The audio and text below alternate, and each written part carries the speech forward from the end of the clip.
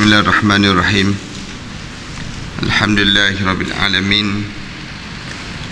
Wassalatu wassalamu ala asyrafil anbiya'i wal mursalin wa ala alihi wa sahbihi ajma'in. Subhanaka la ilma lana illa ma 'allamtana innaka antal alimul hakim. Ya alim 'allimna min ilmika kama tarda bihi 'anna. Ya halim khalliqna bi khuluqil hilmi وحققنا بحقائق العلم. اللهم علمنا ما جهلنا وذكرنا ما نسينا.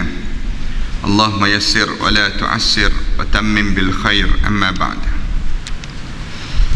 Para hadirin yang dimati sekalian, alhamdulillah kita syukur pada Allah kerana pada pagi yang baik ini kita masih lagi diberi peluang oleh Allah untuk kita meneruskan perbincangan kita dalam bab menginiat, dan juga kita diajar supaya memperbaiki niat kita sepanjang perjalanan hidup kita supaya kita tak terseleweng niat kita sampaikan kita mati dalam keadaan kitanya tak betul niat kita pada Allah. Niat ini datang daripada hati kita ataupun datang daripada dalam jiwa kita ini. Ramai di kalangan kita yang kadang-kadang kita berbuat sesuatu tetapi kita tidak jaga niat kita. Akhirnya kita buat amalan menyebabkan kita dapat letih dan juga penat saja daripada amalan yang kita kerjakan ini. Suatu Islam suruh kitanya dalam tiap-tiap kerja dalam hidup kita ni, kita mesti betulkan niat kita. Betulkan niat kerana Allah. Jangan sampai peringkat kita niat selain daripada Allah. Niat selain daripada Allah ni dia yang disebut nak kepada harta benda.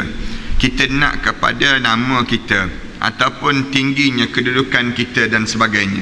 Yang menyebabkan Islam larang.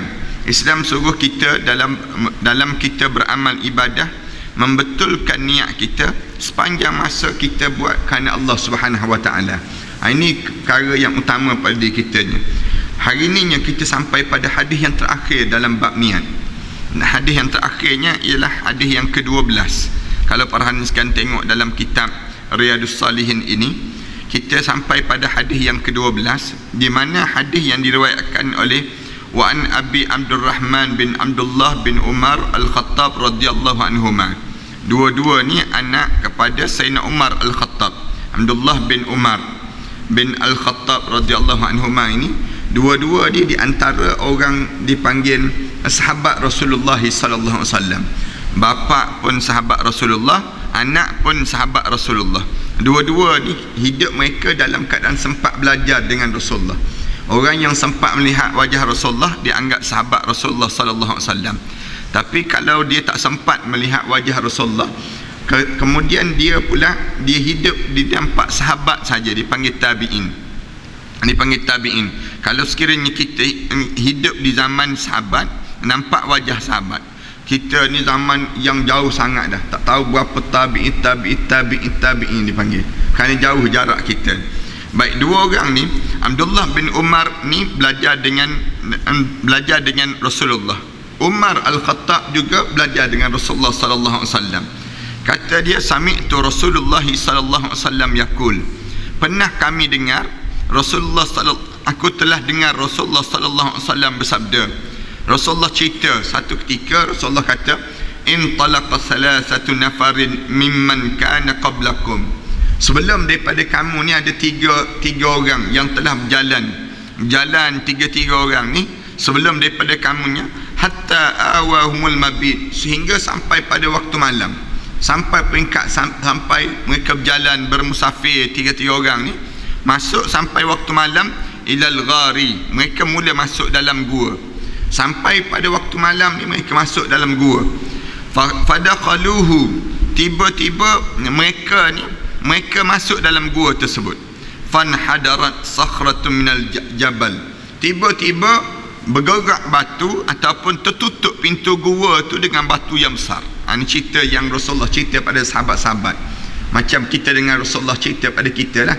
Pada pagi ni bila kita baca hadis begini, kita boleh cerita balik pada anak-anak kita, cerita pada keluarga kita dan masyarakat kita.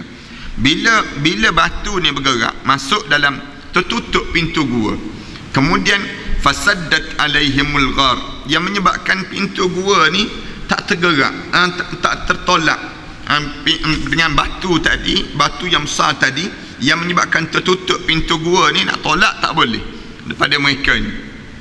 Kemudian faqalu, lalu tiba-tiba mereka-nya tolak, innahu la yunjikum min hadis sakrah.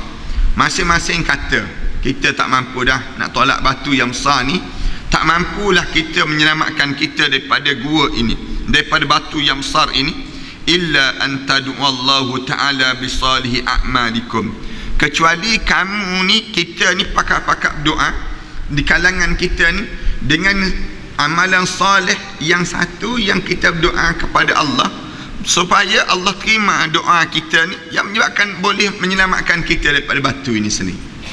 Batu kalau tidak mati kita dalam gua ni lah. Ini dipanggil ilmu tawassul. Para hadirin sekalian, ini ingat ya, dia panggil tawassul dengan kesalehan amalan. Dan dalam Islam ni kadang-kadang kita dengar orang kata tawassul. Tawassul ni dalam Islam dia ada 3 je yang dibenarkan.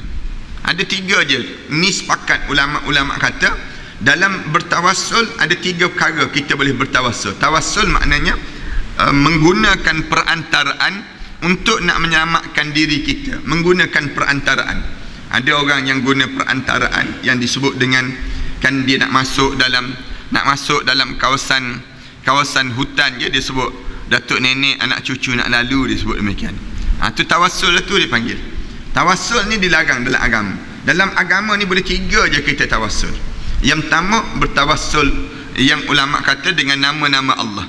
Walillahil asmaul husna fad'uhu lah. Allah ni ada nama 99 nama Allah. Ni 99 nama Allah ni, maka kamu boleh berdoa di antara salah satu daripada 99 daripada nama Allah ini. Kenapa nama Allah 99? Jawabnya kerana masalah hidup manusia ni, kalau kita rangkum semua, jadi 99 je masalah hidup manusia. Jadi oleh yang demikian, ulama kata Allah jadikan 99 nama Allah, maka kita boleh berdoa dengan nama-nama Allah tadi. Ini yang pertama kita boleh guna. Yang kedua, dalam Islamnya kita boleh guna orang yang saleh yang masih hidup. Tawassul dengan orang yang saleh yang masih hidup. Kita pergi berjumpa dengan ustazah ataupun berjumpa dengan ustaz. Ustaz, tolong doakan anak saya ni ustaz, yang masih hidup ya. Yang atas kubur, yang dah meninggal dunia tak boleh.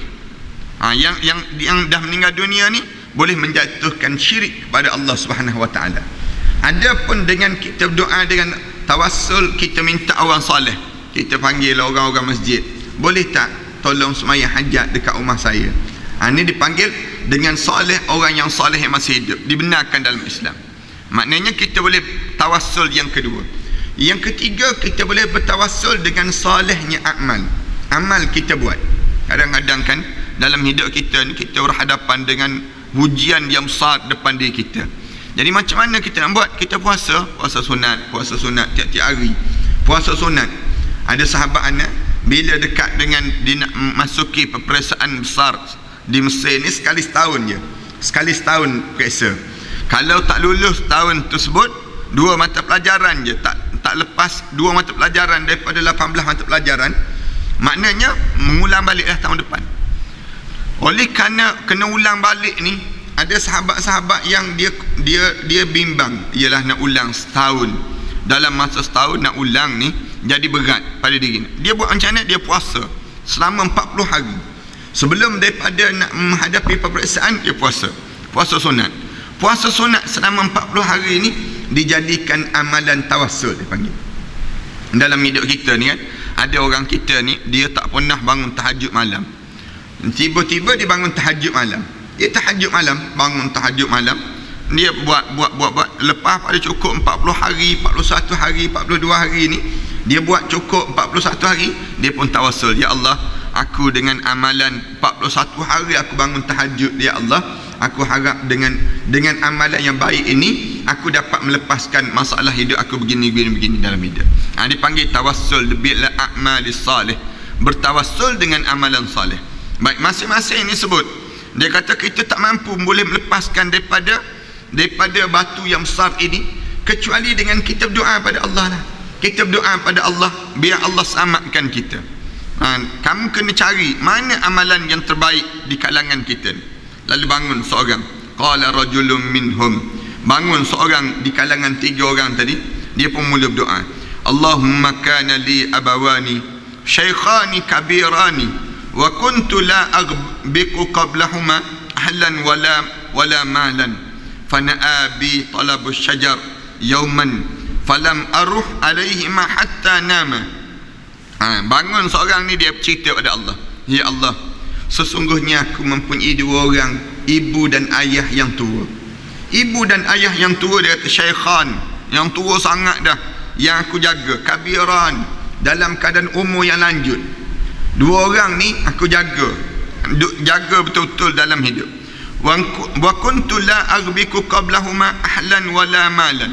Aku pula tidaklah mendahului mereka berdua dalam masalah harta benda, dalam masalah keluarga dan juga dalam masalah harta benda. Segala benda aku mesti dahulukan mereka, dua-dua ni sendiri. Fana abi talabus syajar, dan syajar yauman, akunya pada satu hari aku ni dalam keadaan lewat balik, falam aruh alaihima hatta nama.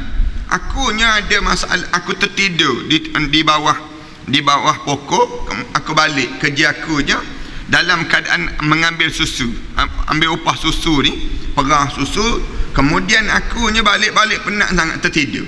Bila tertidur ni, dalam pada satu hari balik-balik, falam aruh alaihima hatta nama. Sampai di rumah, dia kata aku tengok dua-dua mak ayah aku ni dah tertidur dah. Akunya ada anak-anak, adanya keluarga. Kemudian fahalabtu lahuma ghabuquhuma fawajadtuhuma naimaini. Aku masuk bilik ni, fahalabtu ghabuquhuma, aku cepat-cepat masuk mereka berdua, tengok dah tidur dah dua-dua orang. Tidur. Fawajadtuhuma naimain, dua-dua tu sedang tidur. Fakarihtu an uqidhahuma, dan akunya, dia kata, aku dalam keadaan tak suka nak kejutkan 2 orang ni, ya Allah. Wa an aghbiku qablahuma ahlan aw malan. Dia kata, aku ambil dah barang ni, nak bagi susu ni, nak bagi pada 2 ibu bapa aku ni, mak ayah aku ni. Tiba-tiba falabistu wa qadahu ala yaday intaziru istaiqadhahuma. Aku ambil bekas tu, aku pegang je di tangan aku, tunggu 2 orang mak ayah ni untuk bangun daripada tidur. Allahu Akbar. Tak payah dah kita ni kan, kita ni tak pernah buat demikian dalam hidup. Ada orang yang dia jaga sungguh, dia kata aku tak nak makan minum lebih awal daripada mak ayah aku terlebih dahulu. Kecuali dia kata, tapi aku tunggu antaziru istaiqadhahuma, aku tunggu mereka berdua untuk bangun ni, hatta barakal fajr. Tunggu ni sampai bila? Sehingga terbit matahari.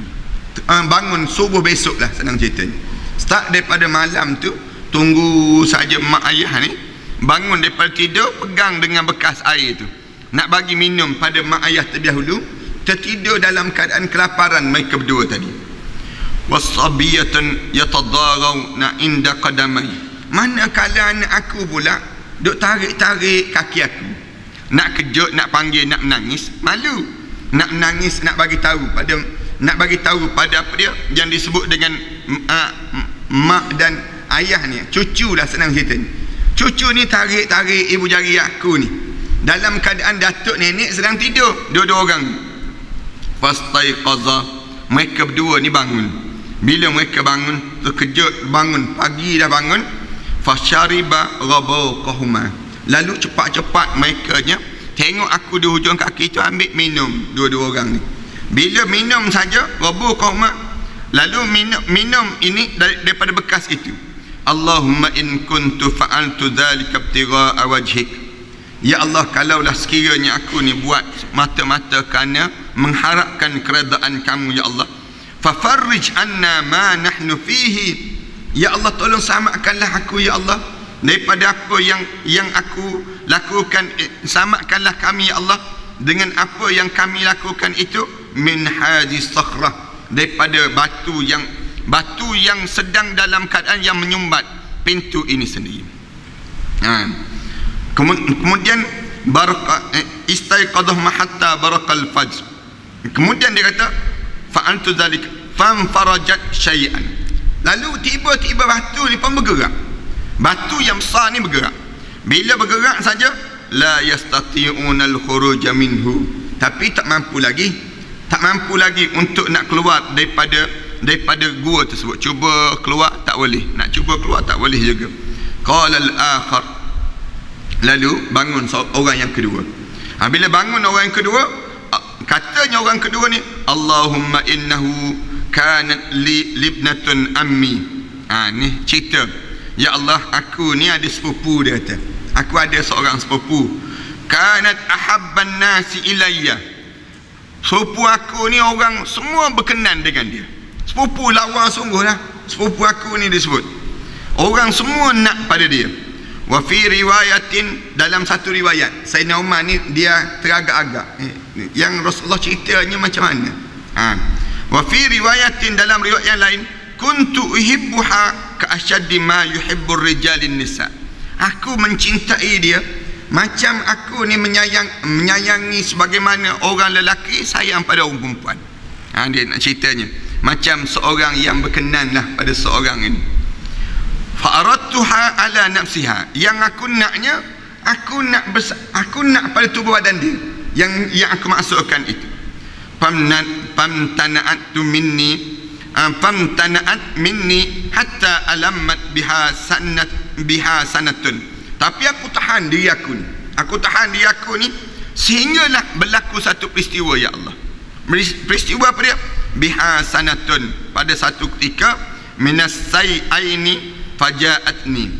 Dalam hidup dia, rupa-rupanya dia ada benda yang bermasalah pada diri dia. Bila dia ada masalah dalam harta benda, dia datang pada aku. Sepupu aku ni datang.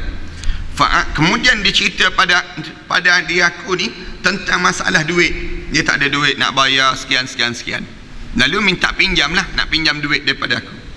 Fa'ataituha 20 wa 100 dinar. Ya Allah, aku bagi duit pada dia sebanyak 20 mi'at wa 100 dinar, 120 dinar aku bagi pada dia. Dalam aku bagi pada dia, ala an tuqalliya baini wa baina nafsiha, dengan syarat dia mesti bagi jasad dia pada diri saya untuk saya zinai padanya. Itu dia buat demikian.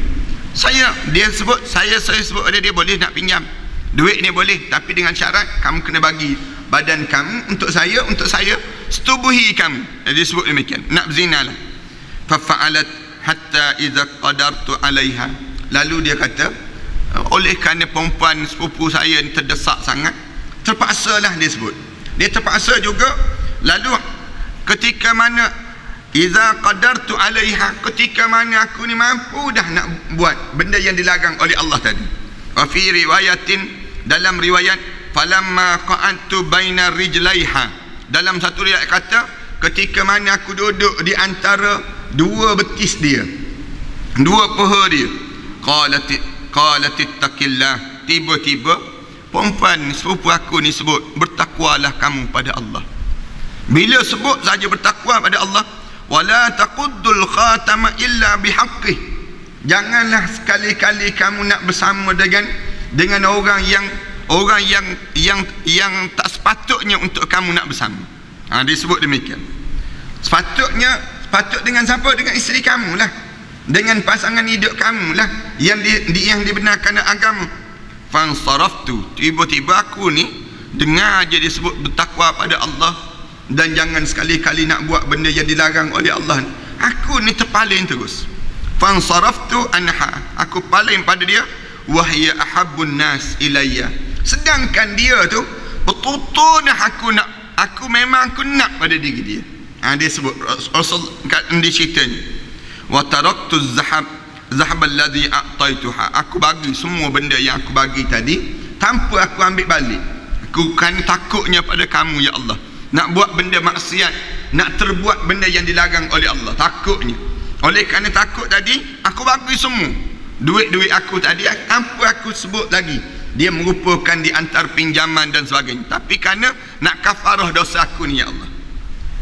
Lalu dia kata, Allahumma in kuntu fa'altu dhalika ibtigha'a wajhik, ya Allah, kalau sekiranya aku buat ni semata-mata mengharapkan keredaan kamu, ya Allah, fafruj anna ma nahnu fihi. Ya Allah, tolong selamatkanlah aku daripada apa yang sedang berlaku dalam hidup aku ni, ya Allah. Ini cara yang dilakukan. Kita pun boleh lah. Orang kita ni kan, kalau dia terdesak sungguh, dia hanya boleh sebut nama Allah je. Allah, Allah tolong.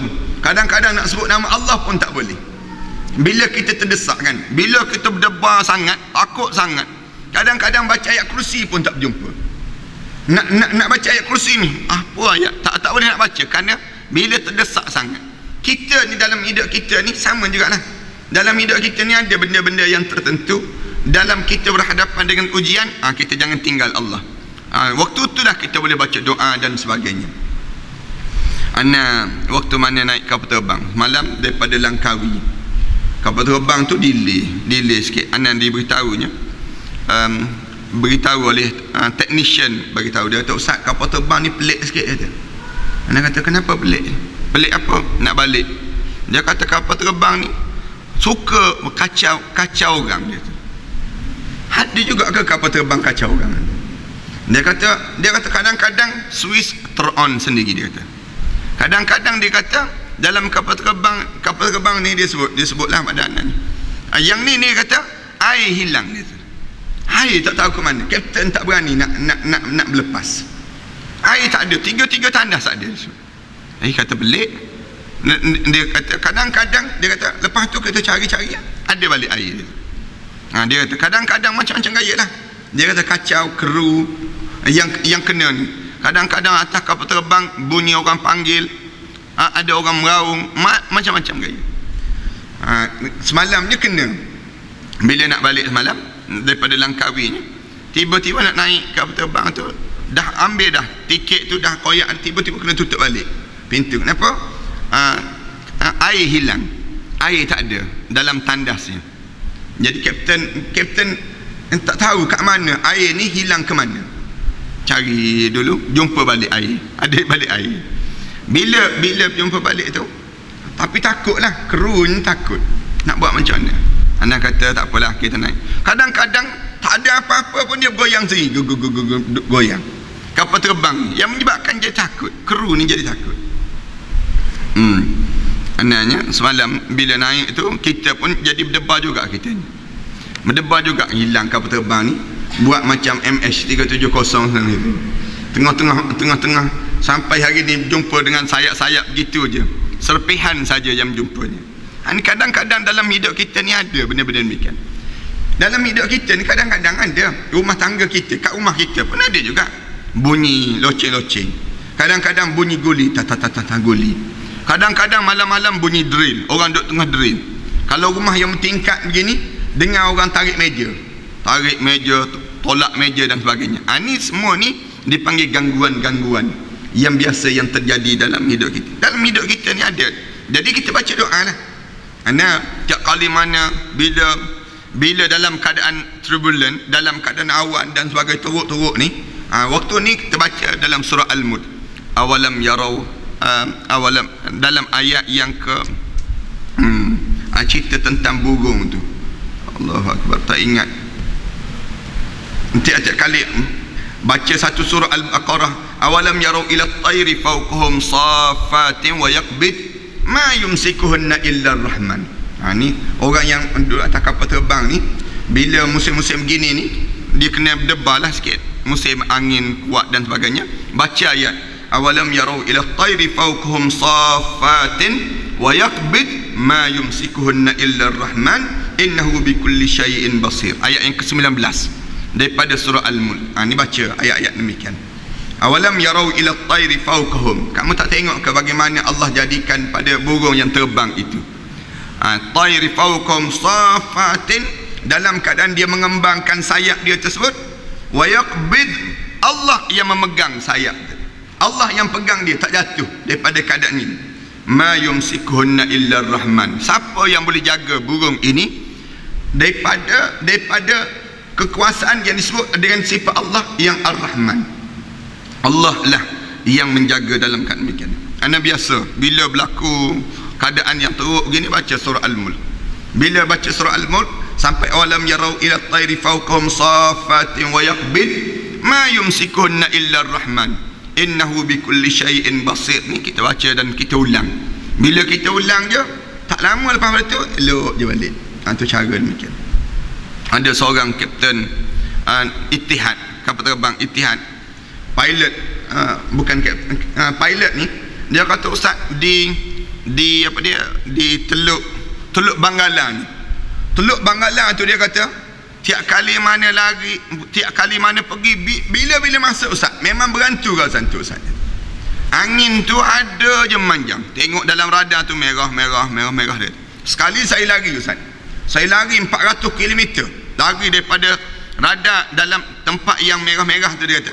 Saya lari tu kena juga dia kata.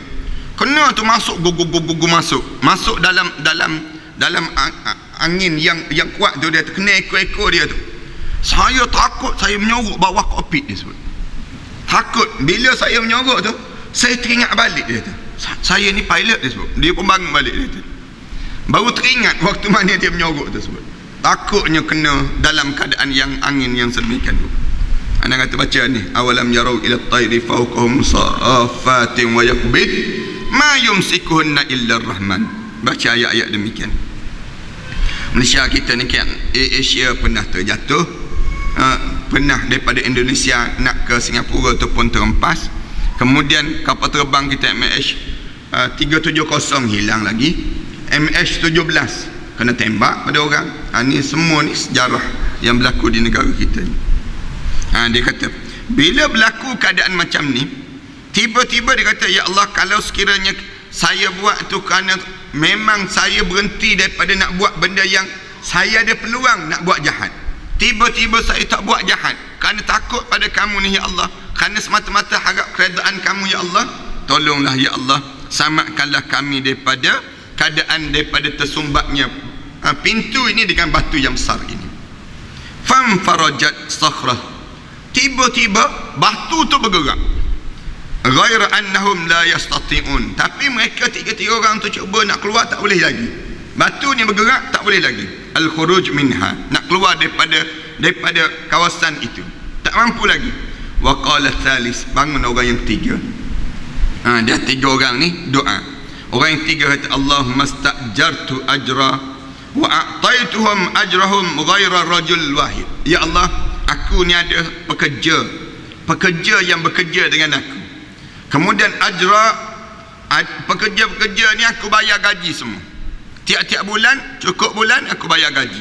Wa a'taituhum ajrahum, semuanya aku bayar gaji. Tak ada seorang pun yang aku tak bayar gaji, kecuali ghairar rajul, kecuali ada seorang lelaki. Seorang lelaki ni dia kata, wahidin tarakalladhi lahu, dia tinggalkan gaji dia tu, dia tak ambil gaji, dia buat kerja, dia tinggal duit gaji dia. Bila dia tinggal duit gaji dia, wa zahaba, dia tinggalkan, fasammartu ajrahu, aku ni kembangkan duit gaji dia tadi. Duit gaji yang dia patut dapat tadi, katakanlah lebih kurang 1,000 lah, senang ceritanya. Daripada 1,000 tu aku beli kambing hatta kasurat minhul amwal, harta benda dia jadi banyak, berkembang. Kambing tu pula biak. Ceritanya kata kambing, sehingga biak. Faja'ani ba'dahin, lepas ada biak banyak je kambing, satu hari dia datang balik, hamba Allah ni datang. Faqala ya Abdullah adil li ajri, adil ilayya ajri, tolong bagi balik gaji saya yang saya tak sempat ambil dahulu. Orang ni datang balik. Bila orang tu datang balik, faqultu, lalu aku jawab pada dia, kullu ma tara min ajrika minal ibil wal baqar wal ghanam ar-raqiq. Dia kata, kamu tengok tu kambing, lembu, kemudian unta, semua sekali yang ada tu, wal ghanam tu, wal raqiq, dan juga yang disebut dengan biri-biri ni, kamu tu duit kamu tu. Duit kamu tu dia kembang daripada duit 1,000 tadi, katalah 1,000, senang ceritanya, dia kembang jadi banyak duit, banyak harta benda dia. Jadi ada lembu, ada kambing, dia semuanya duit daripada asal seorang hamba Allah ini saja. Faqala ya Abdullah la tasta'zibi, lalu orang yang datang nak minta gaji tadi dia kata, jangan mengejek saya. banyak sangat ni tak mungkin lah dia sebut. Banyak sangat. Hamba Allah ni tak percaya. Banyaknya takkan sebanyak sebegini. Kalau kita lah 2.6 bilion senang kita ni. Bila banyak, oh Allah, banyaknya 2.6 bilion ni banyak betul lah, takkanlah sebanyak ni, senang cerita ni. Fakultu la asta'ziu bika, saya tak mempermainkan kamu, tak. Saya tak mengejek kamu, tidak. Fa akhadahu, orang tu bila dengar saja begitu, dia ambil semua, ya Allah, gaji yang lembu, kambing, itik, segala benda yang ada tu, belaan yang ada ni, dia ambil semua. Fa akhadahu kullu, dia ambil semua. Dah sebut ni duit gaji dia, dia ambil semua. Fastaqahu falam yatruk bi minhu syai'a, dia ambil semua, tak tinggal seekor pun pada aku, ya Allah. Patutnya kita ni ambillah upah kerana kamu kembangkan duit saya sikit, misal contohnya. Tak, dia ambil semua tanpa dia tinggalkan sikit pun pada saya, ya Allah. Tapi sayanya reda lah. Bila dia ambil semua tu, saya reda keadaan yang berlaku itu. Allahumma in kuntu fa'altu dhalika ibtigha'a wajhik, ya Allah, kalau sekiranya kamu buat, saya buat ni kerana semata-mata mengharapkan keredaan kamu, ya Allah, fafruj anna ma nahnu fihi, ya Allah, tolong samakanlah kami, ya Allah, daripada apa yang kami lakukan ini. Famfarajat sakhratun, tiba-tiba bergerak batu ni, batu daripada doa orang yang tiga ni. Fakharaju yamshu, akhirnya selamat daripada tiga-tiga. Para hadirin sekalian, apa yang kita nak sebutnya ialah inilah didasarkan pada keikhlasan dalam amalan. Bila kita buat ikhlas dalam amalan, satu benda yang kita boleh buat ialah kita boleh berdoa dengan keikhlasan amalan kita tadi. Satu ketika kita hidup dalam keadaan hidup kita ni, Allah tak jadikan hidup kita ni dalam keadaan yang senang je sepanjang masa, tak. Tetapi ada satu benda, satu masa yang Allah jadikan hidup kita ni, ada masa-masa yang kita ni jadi susah dalam hidup ni. Tapi kalau kita buat kerana Allah, hidup kerana Allah, kita buat semata-mata kerana Allah, Allah samakan. Sehingga tidaklah sama sepanjang masa, tidak. Ada satu ketika kita tak boleh lepas lagi dah dalam hidup kita. Tapi ada masa-masa yang tak sepatutnya kita menghadap lagi depan Allah dengan ujian-ujian kita ni. Kita tiba-tiba diselamatkan kerana apa dia? Amalan-amalan yang saleh yang kita lakukan ini menyelamatkan diri kita. Kita buat contoh yang mudah lah. Baru meninggal dunia, Allah yarham, Tuan Guru kita, Datuk Dr. Harundin, hari Jumaat lepas kan. Walau mengenai sekali pernah sebutnya, ni di antara orang yang hidup dia buat kerja kerana Allah. Hidup dalam keadaan buat kerana Allah ni banyaklah dia. Kita dengar cerita yang dia cerita sendiri pada anak-anak murid dia. Bila ada seorang perempuan datang nak gugurkan kandungan, dia nasihat pada perempuan sebut, tak payah gugur lah, nasihat. Bila tak payah gugur tu, dia nasihat suaminya tak nak bagi gugur, tapi perempuan ni rasa tak boleh, akhirnya gugur juga. Akhirnya dia pun dengar nasihat Datuk Dr. Harundin, Allah yarham ni. Bila dia dengar tu, akhirnya lahir anak yang baik, kemudian anak cantik pula.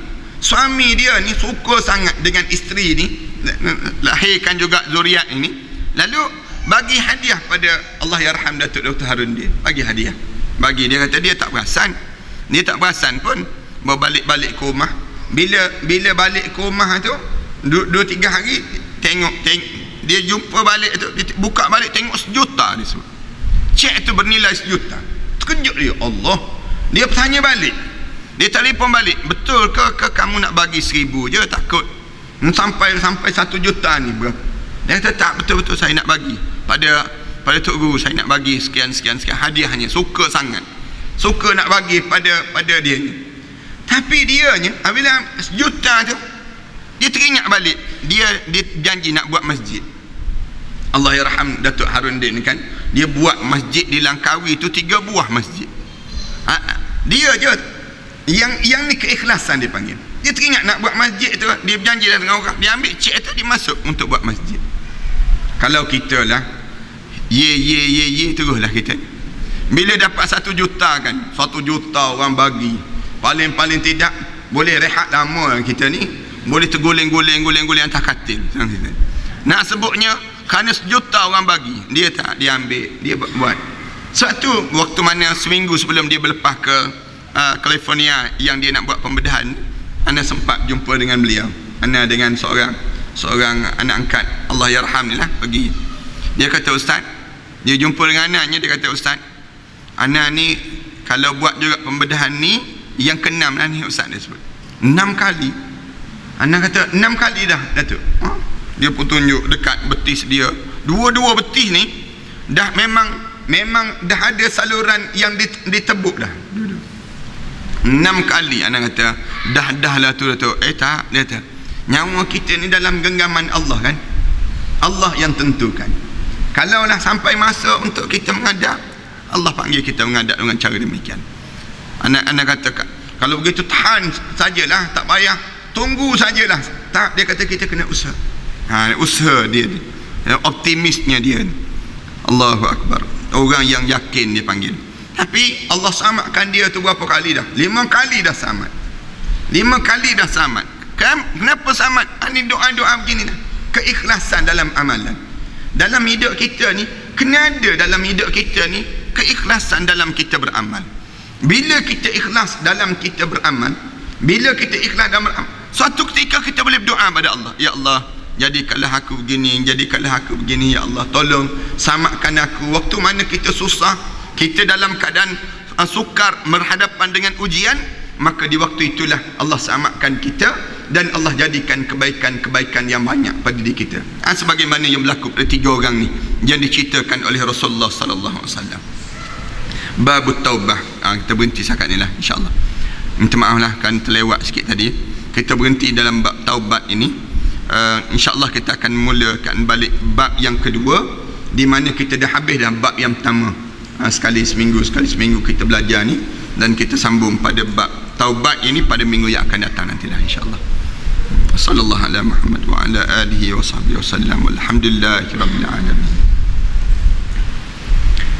Rasa ada dah kitab ni kan. Kitab ni kalau jemaah yang nak dapatkan kitab ni boleh direct lah pada pihak masjid, insyaAllah. Bismillahirrahmanirrahim. Alhamdulillahirabbil alamin. Wassalatu wassalamu ala rasulil amin wa ala alihi wa sahbihi ajma'in. Allahumma nawwir qulubana bi nur hidayatika kama nawwartal arda bi nur syamsika abadan abada bi rahmatika ya arhamar rahimin. Rabbana ij'alna muqimas salah wa min dzurriyyatina rabbana wa taqabbal du'a. Rabbana hab lana min azwajina wa dzurriyyatina qurrata a'yun waj'alna lil muttaqina imama. Rabbana atina fid dunya hasanah wa fil akhirati hasanah wa qina adzaban nar. Sallallahu ala Muhammad wa ala alihi wa sahbihi wasallam. Alhamdulillahirabbil alamin.